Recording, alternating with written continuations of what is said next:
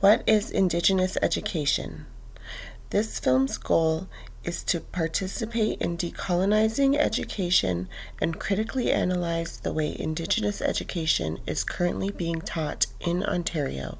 When thinking back to elementary school, what can you remember about the things that were taught involving indigenous people? Some topics such as fur trade, the settlers, the treaties, and involvement in war probably sound familiar. Other than what many learned in history class, can you think of a time when Indigenous teachings or their way of life were taught accurately and in detail? Here are some examples of a textbook based on the Canadian curriculum, which parts of the book make it seem like the displacement of Indigenous people was all a part of an agreement with settlers. We can see the way in which Canada has a lack of education of Indigenous practices. This is something that is slowly being acknowledged by school boards, but still needs much work.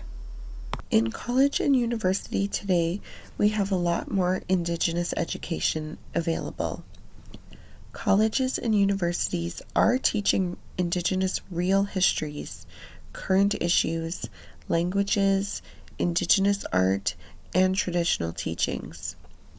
Currently in Ontario, to learn the real histories of Indigenous people at an education institution, you usually need to be enrolled in college or university, some form of post-secondary, or be in an Indigenous program.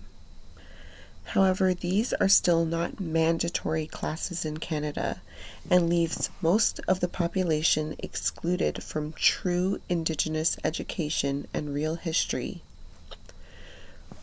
Have you ever taken one of these classes for the purpose of decolonizing education and learning the Indigenous ways?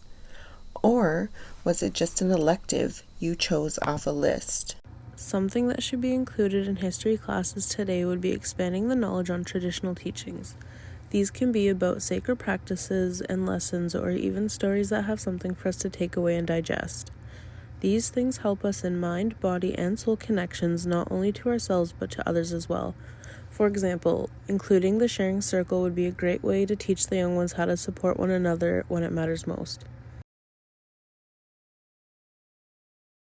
To decolonize education in Canada, we must create space for Indigenous students to meet with elders and smudge, use medicines. We must have legal recognition of the traditional lands and traditional resources. We must encourage institutions to hire Indigenous people, providing opportunity for Aboriginal workers to succeed and become valuable members of the workforce.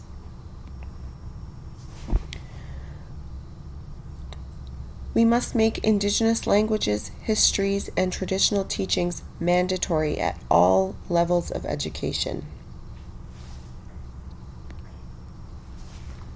We must offer Indigenous perspectives. Encourage teaching about Indigenous people and the cultures in school. And the appropriation of the culture should come to an end.